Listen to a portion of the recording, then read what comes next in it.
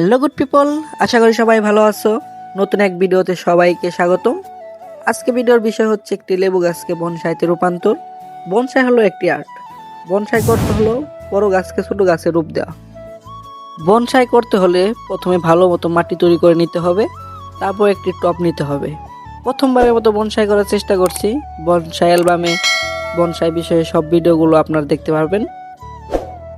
আপনারা গাছ অনুযায়ী টপ নির্বাচন করবেন। আমার যেহেতু গাছটি ছোট, তাই আমি 4 ইঞ্চি টপ নির্বাচন করছি।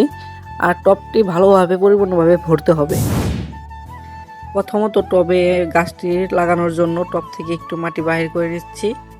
আর টবে মাটি ভরা হয়ে গেলে ঠিক মাঝখানে গাছটি লাগাতে হবে।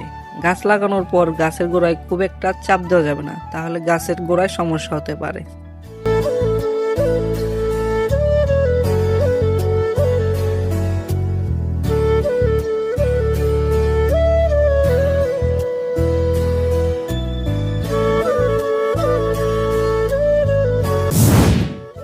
যে কোনো গাছের বনসাই করতে হলে সবথেকে গুরুত্বপূর্ণ পার্ট হচ্ছে তার দিয়ে গাছের ডালকে নিজের ইচ্ছা মতো শেপ দেওয়া। আমি এইখানে কারেন্টের তার ব্যবহার করছি, আপনারা চাইলে অন্য যে কোনো তার ব্যবহার করতে পারেন। তার দিয়ে শেপ দেওয়ার সময় খুব খেয়াল রাখতে হবে যাতে গাছের ডাল না ভেঙে যায়। বনসাই করতে হলে ছোট গাছ দিয়ে শুরু করা ভালো, কারণ ছোট গাছ আপনি ছোটোবেলায় থেকেই তার আপনার ইচ্ছা মতো শেপ দিতে পারবেন।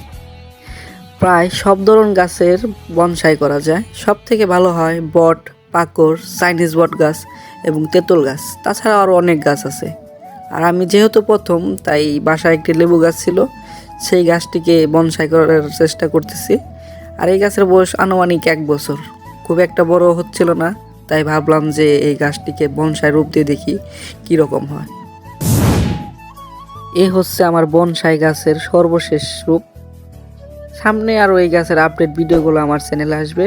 আশা করি সবাই আপনারা আমাকে সাপোর্ট করবেন এবং সাথে থাকবেন। ভিডিওটি ভালো লাগলে অবশ্যই সাবস্ক্রাইব করবেন। দেখা হচ্ছে নতুন কোনো এক ভিডিওতে।